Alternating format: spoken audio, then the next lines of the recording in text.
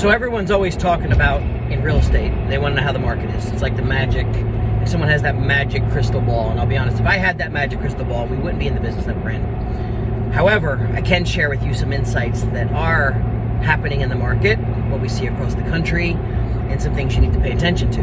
I'll do that now. So as we get into 2022, we are still pretty much 95% of the US is in a tight inventory market, no inventory. Buyers are still scrambling to find homes, multiple offers, paying over asking price, still happening, not changing. However, two things you need to look at. A, there will be interest rate hikes this year, most likely.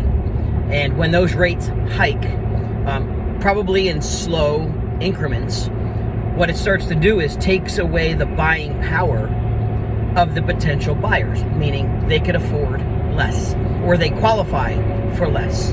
That puts buyers in a bit of a pinch where they might not be able to afford the home they wanted, or they're not able to bid up as high as they wanted to go to get that max dollar for that listing.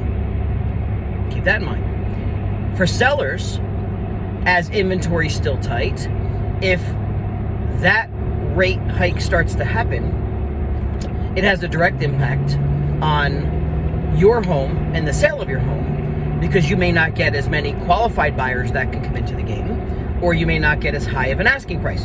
Now, I will do a little session, a little video snippet of the cost of waiting, what I'll call the cost of waiting, after this one. But let's look at what has to happen. The real estate agents at large right now, because inventory is so tight, have a window of opportunity to get the motivated sellers on the market, to capitalize on their listings and their home sales before these rates start to get to a level where the buyer qualifications start to drop off.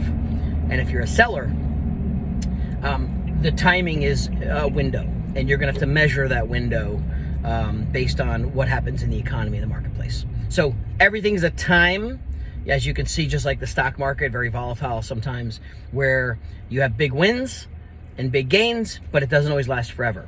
In the real estate space, though, we've got to learn to level up our marketing, our communication, our social media, because guess what? Even though inventory is still going to be short, and in the last 5 or 6 years, there's maybe, let's say, approximately 400,000 new realtors that have joined the business, competition gets strong to fight for those listings. The lighter the listings, the bigger the fight. So we're gonna have to really work harder to find inventory, and when we do find it, we've got to make sure we're earning it, because we might be competing with 3, 4, 5, even 6 agents sometimes in some cases to get that one listing. So it's time for real estate agents to level up and take advantage of the swing of the market that's happening. But let's face it, as a real estate professional, you should be leveling up your game every year. That's what we're here to help with. If you ever need help with that, competing, competition, and ways to increase your sales volume, that's what you reach out to us for. But in the meantime, that's a snapshot of the market. I'll do a follow-up on the cost of waiting for both the consumer and the realtor. All right, chat soon.